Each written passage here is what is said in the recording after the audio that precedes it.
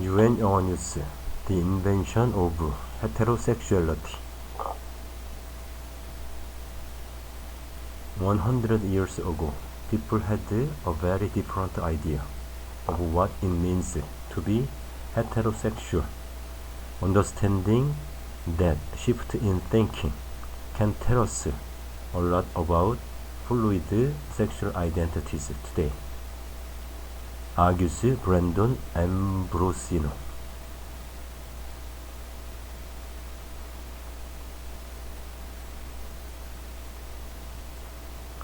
The 1901 Dolan's Medical Dictionary defined heterosexuality as an abnormal or perverted appetite toward the opposite sex. More than 2 decades later, in 1923, Merriam-Webster's dictionary similarly defined it as morbid sexual passion for one of the opposite sex. It wasn't until 1934 that heterosexuality was graced with the meaning we are familiar with today. Manifestation of sexual passion for one of the opposite sex, normal sexuality. Whenever I tell this to people, they respond with a dramatic incredulity. That can't be right. Well, it certainly doesn't feel right. It feels as if heterosexuality has always just been there. A few years ago, there began circulating a man on the street video in which the creator asked people if they thought homosexuals were born with their sexual orientations. Responses were varied, with most saying something like, "It's a combination of nature and nurture." The interviewer then asked a follow-up question, which was crucial to the experiment. When did you choose to be straight? Most were taken back, confessing rather sheepishly never to have thought about it, feeling that their prejudices had been exposed. They ended up swiftly conceding the videographer's obvious point. Gay people were born gay, just like straight people were born straight. The video's takeaway seemed to suggest that all of our sexualities are just there, that we don't need an explanation for homosexuality, just as we don't need one for heterosexuality. It seems not to have occurred to those who made the video, or the millions who shared it, that we actually need an explanation for both. While heterosexual sex is clearly as old as humanity, the concept of heterosexuality as an identity is a very recent invention. There's been a lot of good work, both scholarly and popular, on the social construction of homosexual desire and identity. As a result, few would bat an eye when there's talk of the rise of the homosexual. Indeed, most of us have learned that homosexual identity did come into existence at a specific point in human history. What we are not taught, though, is that a similar phenomenon brought heterosexuality into its existence. There are many reasons for this educational omission, including religious bias and other types of homophobia. But the biggest reason we don't interrogate heterosexuality's origins is probably because it seems so, well, natural, normal, no need to question something that's just there. But heterosexuality has not always just been there, and there's no reason to imagine it will always be. When heterosexuality was abnormal, the first rebuttal to the claim that heterosexuality was invented usually involves an appeal to reproduction. It seems obvious that different genital intercourse has existed for as long as humans have been around. Indeed, we wouldn't have survived this long without it. But this rebuttal assumes that heterosexuality is the same thing as productive intercourse. It isn't. Sex has no history, writes queer theorist David Halperin at the University of Michigan, because it's grounded in the functioning of the body. Sexuality, on the other hand, precisely because it's a cultural production, does have a history. In other words, while sex is something that appears hardwired into most species, the naming and categorizing of those acts and those who practice those acts is a historical phenomenon and can and should be studied as such. Or put another way, there have always been sexual instincts throughout the animal world, sex, but at a specific point in time, humans attached meaning to these instincts, sexuality. When humans talk about heterosexuality, we are talking about the second thing. Han Blank offers a helpful way into this discussion in her book Straight, the surprisingly short history of heterosexuality, with an analogy from natural history. In 2007, the International Institute for Species Exploration listed the fish Electrolux edisoni as one of the year's top 10 new species. But of course, the species didn't suddenly spring into existence 10 years ago. That's just when it was discovered and scientifically named. As Blank concludes, written documentation of a particular kind by an authority figure of a particular kind was what turned Electrolux from a thing that just was into a thing that was known. Oscar Wilde's trial for a gross indecency is often considered a pivotal moment in the formation of the gay identity. Something remarkably similar happened with heterosexuals who, at the end of the 19th century, went from merely being there to being known. Prior to 1868, there were no heterosexuals, writes Blank. Neither were there homosexuals. It hadn't yet occurred to humans that they might be differentiated from one another by the kinds of love or sexual desire they experienced. Sexual behaviors, of course, were identified and catalogued and oftentimes forbidden, but the emphasis was always on the act, not the agent. So what changed language?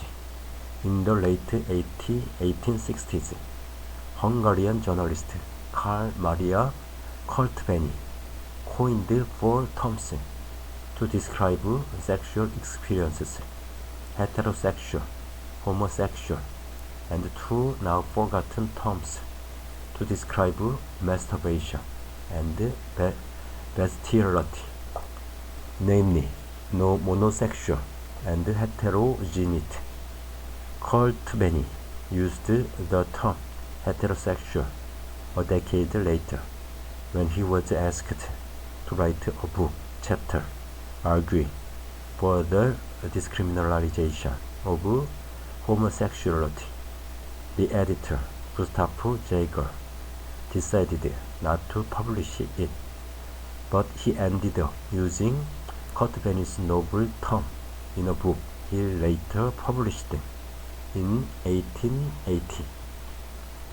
The next time the word was published was in 1889 when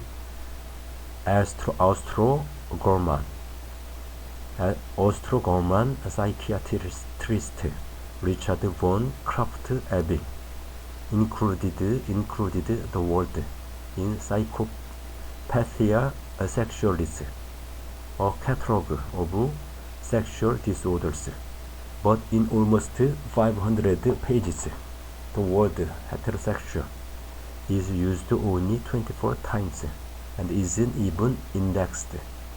That's because Krafft-Ebing is more interested in controlling sexual instinct, perversions, than sexual instinct.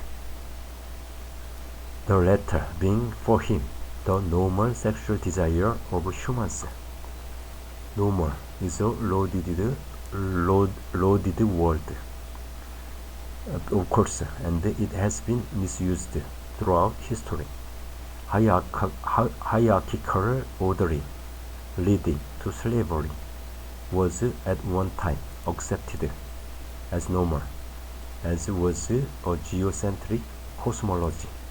It was only by questioning the foundations of the consensus view that normal phenomena were dethroned from their privileged positions.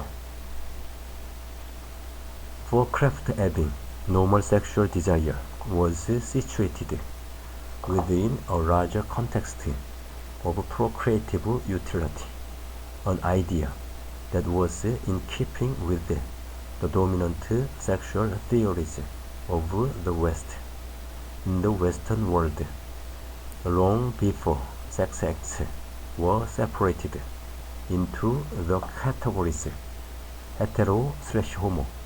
There was a different ruling binary, procreative or non-procreative. The Bible, for instance, condemns homosexual intercourse. For the same reason, it condemns masturbation, because life-bearing seed is spilled in the act. While this ethic was largely taught, maintained, and enforced by the Catholic Church and later Christian offshoots, it's important to note that the ethic comes not primarily from Jewish or Christian scriptures, but from Stoicism. Carl Maria Kurt Benny created the label heterosexual. As Catholic ethicist Margaret Farley points out, Stoics held strong views on the power of the human will to regulate emotion and on the desirability of such regulation for the sake of inner peace. Musonius Rufus, for example, argued on sexual indulgence that individuals must protect themselves against self-indulgence, including sexual excess. To cover this sexual indulgence, notes theologian Todd Salzman, Rufus, and other Stoics tried to situate it in a larger context of human meaning, arguing that sex could only be normal in the pursuit of procreation. Early Christian theologians took up this conjugal reproductive ethic, and by the time of Augustine, reproductive sex was the only normal sex, while Krafft-Ebing takes this procreative sexual ethic for granted. He does open it up in a major way. In sexual love, the real purpose of the instinct, the propagation of the species, does not enter into consciousness, he writes. In other words, sexual instinct contains something like a hardwired reproductive aim, an aim that is present even if those engaged in normal sex aren't aware of it. Jonathan Ned Katz, in The Invention of Heterosexuality, notes the impact of Krafft-Ebing's move, placing the reproductive aside in the unconscious. Krafft-Ebing created a small, obscure space in which a new pleasure norm began to grow. The importance of this shift from reproductive instinct to erotic desire can't be overstated, as it's crucial to modern notions of sexuality. When most people today think of heterosexuality, they might think of something like this. Billy understands from a very young age he is erotically attracted to girls. One day he focuses that erotic energy on Susie, and he woos her. The pair fall in love and give physical sexual expression to their erotic desire, and they live happily ever after. It was only at the turn of the 20th century that thinkers began to divorce sexual desire, depicted here in Rodin's The Kiss, from reproduction. Without Krafft-Ebing's work, this narrative might not have ever become thought of as normal. There is no mention, however implicit, of procreation. Defining normal sexual instinct according to erotic desire was a fundamental revolution in thinking about sex. Krafft-Ebing's work laid the groundwork for the cultural shift that happened between the 1923 definition of heterosexuality as morbid and its 1934 definition as normal. Sex and the city, ideas and words are often products of their time. That is certainly true of heterosexuality, which was born out of a time when American life was becoming more regularized. As Blank argues, the invention of heterosexuality corresponds with the rise of the middle class. In the late 19th century, populations in European and North American cities began to explode. By 1900, for example, New York City had 3.4 million residents, 56 times its population just a century earlier. As people moved to urban centers, they brought their sexual perversions, prostitution, same-sex eroticism with them, or so it seemed, by comparison to rural towns and villages. Blank writes, the cities seemed like hotbeds of sexual misconduct and excess when city populations were smaller. Says Blank, it was easier to control such behavior, just as it was easier to control when it took place in smaller rural areas where neighborly familiarity was a norm. Small town gossip can be a profound motivator. Because the increasing public awareness of these sexual practices paralleled the influx of lower classes into cities, urban sexual misconduct was typical. If inaccurately blamed on the working class and poor, says Blank, it was important for an emerging middle class to differentiate itself from such excess. The bourgeois family needed a way to protect its members from aristocratic decadence on the one side and the horrors of the teeming city on the other. This required systematic, reproducible, universally applicable systems for social management that could be implemented on a large scale. In the past, these systems could be based on religion, but the new secular state required secular justification for its laws, says Blank. Enter sex experts like Kraft Ebing, who wrote in the introduction to his first edition of Psychopathia that his work was designed to reduce humans to their lawful conditions. Indeed, continues the preface, the present study exercises a beneficent influence upon legislation and jurisprudence. The anonymity of city life in the 19th century was often blamed for freer and more immoral sexual behavior.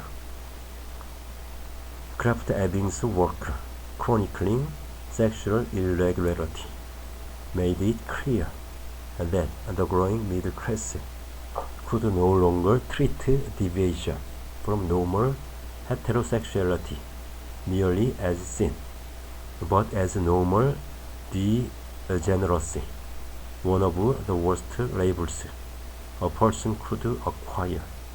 Call a man a cad, and you've settled his societal status, wrote Williams James in 1895. Call him a degenerate, and you've grouped him with the most loathsome specimens of the human race.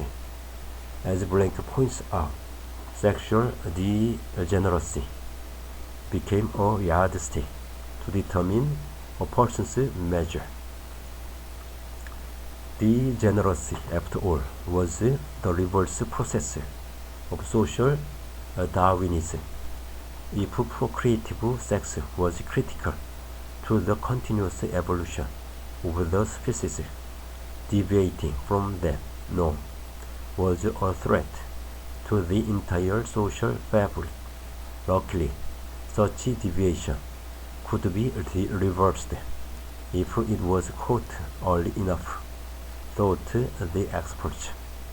The formation of sexual inversion occurred for Kraft Ebing through several stages and was curable in the first. Through his work, writes Ralph McBlack, author of Vita Sexualis, Kraft Ebing sent out a clarion call against degeneracy and perversion. All civic-minded people must take their turn on the social watchtower, and this was certainly a question of civics. Most colonial personnel came from the middle class, which was large and growing, though some non-professionals were familiar with Krafft Ebing's work. It was Freud who gave the public scientific ways to think about sexuality, while it's difficult to reduce the doctor's theories to a few sentences. His most enduring legacy is his psychosexual theory of development, which held that children develop their own sexualities via an elaborate psychological parental dance. For Freud, heterosexuals weren't born this way, but made this way. As Katz points out, heterosexuality for Freud was an achievement. Those who attained it successfully navigated their childhood development without being thrown off the straight and narrow.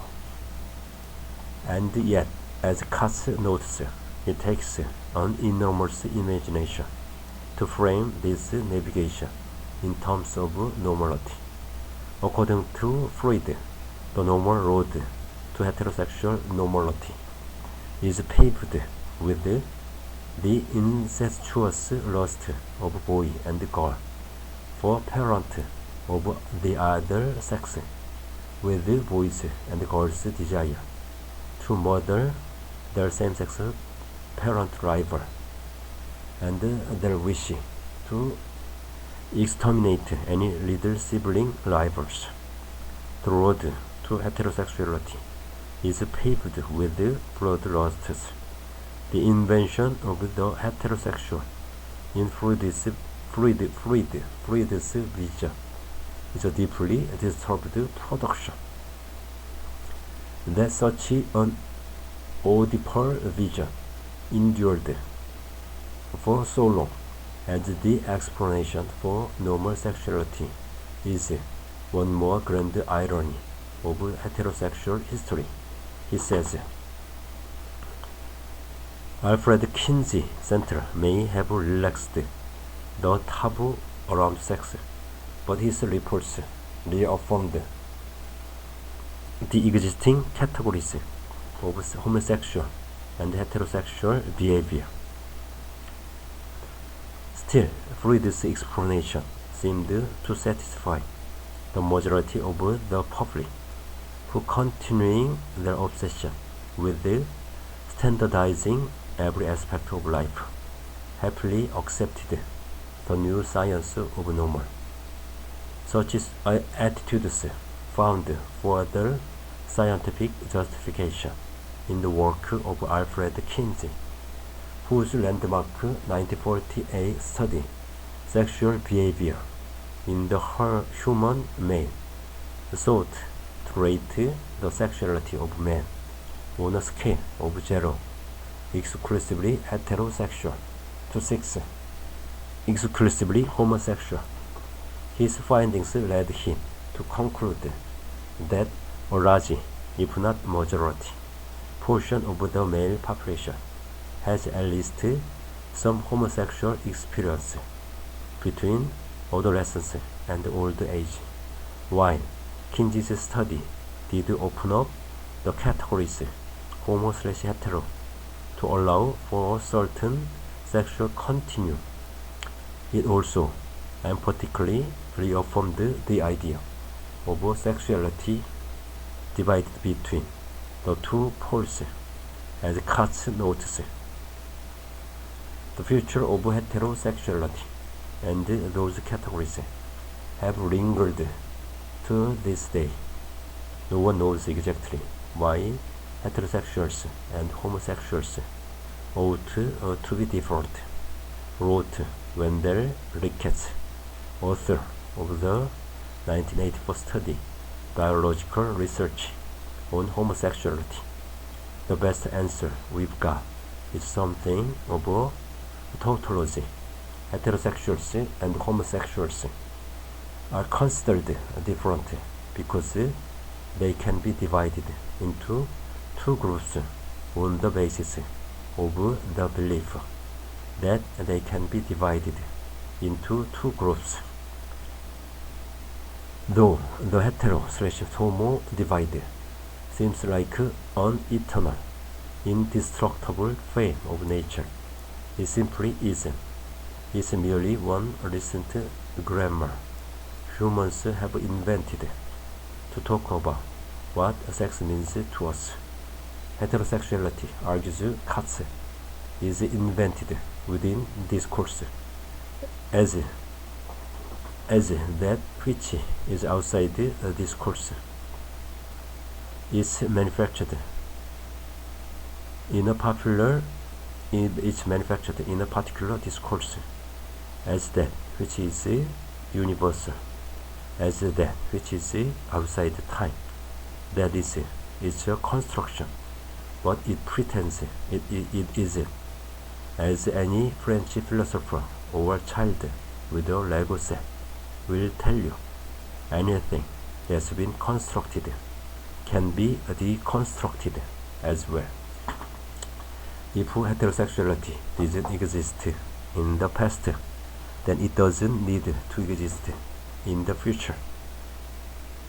I was recently caught off guard by Jane Ward, author of Not Gay, who, during an interview for a piece I wrote on sexual orientation, asked me to think about the future of sexuality. What would it mean to think about people's capacity to cultivate their own sexual desires in the same way we might cultivate a taste for food, though some might be wary of allowing for the possibility of sexual fluidity. It's important to realize that various born this way arguments aren't accepted by the most recent science. Researchers aren't sure what causes homosexuality, and they certainly reject any theories that posit a simple origin, such as a gay sin. It's my opinion that sexual desires, like all our desires, shift and reorient throughout our lives, and that as they do, they often suggest to us new identities. If this is true, then Ward's suggestion that we can cultivate sexual preferences seems fitting for more of the scientific evidence behind this argument. Read BBC Future's I Am Gay, but I wasn't born this way. Beyond Ward's question is a subtle challenge. If we are uncomfortable with considering whether and how much power we have over our sexualities, why might that be? Similarly, why might we be uncomfortable with challenging the belief that homosexuality, and by extension heterosexuality, are eternal truths of nature? The writer James Baldwin balked at defining people as straight or gay, arguing that it answers a false argument, a false accusation. In an interview with the journalist Richard Goldstein, the novelist and playwright James Baldwin admitted to having good and bad fantasies of the future. One of the good ones was that no one will have to call themselves gay, a term Baldwin admits to having no patience for. It answers a false argument, a false accusation, which is what? Which is that you have no right to be here, that you have to prove your right to be here. I'm saying I have nothing to prove. The world also belongs to me. Once upon a time, heterosexuality was necessary because modern humans needed to prove who they were and why they were, and they needed to defend their right to be where they were. As time wears on, though, that label seems to actually limit the myriad ways we humans understand our desires and loves and fears. Perhaps that is one reason a recent UK poll found that fewer than half of those aged 18 to 24 identify as 100% heterosexual. That isn't to suggest a majority of those young respondents regularly practice bisexuality or homosexuality. Rather, it shows that they don't seem to have the same need for the word heterosexual as their 20th century forebears. Debates about sexual orientation have tended to focus on a badly defined concept of nature, because different sex intercourse generally results in the propagation of the species. We award a special moral status, but nature doesn't reveal to us our moral obligations. We are responsible for determining those even when we aren't aware we are doing so. To leap from an observation of how nature is to a prescription of nature ought to be easy. As philosopher David Hume noted, to commit a logical fallacy. As gay rights are increasingly recognized, many people also describe their sexual desires as lying on a spectrum. Why judge what is natural and ethical to a human being by his or her animal nature? Many of the things human beings value, such as medicine and art, are egregiously unnatural. At the same time, humans detest many things that actually are eminently natural, like disease and death. If we consider some naturally occurring phenomena ethical and others unethical, that means our minds, the things onlooking, are determining what to make of nature, the things being looked at. Nature doesn't exist somewhere out there, independently of us. We are always already interpreting it from the inside. Until at this point in our Earth's history, the human species has been furthered by different sex reproductive intercourse. About a century ago, we attached specific meanings to this kind of intercourse, partly because we wanted to encourage it. But our world is very different now than what it was. Technologies like pre-implantation, genetic diagnosis, PGD, and in vitro fertilization, IVF, are only improving. In 2013, more than 63,000 babies were conceived via IVF. In fact, more than 5 million children have been born through assisted reproductive technologies. Granted, this number still keeps such reproduction in the slim minority, but all technological advances start out with the numbers against that. Socially, too, heterosexuality is losing its high ground, as it were.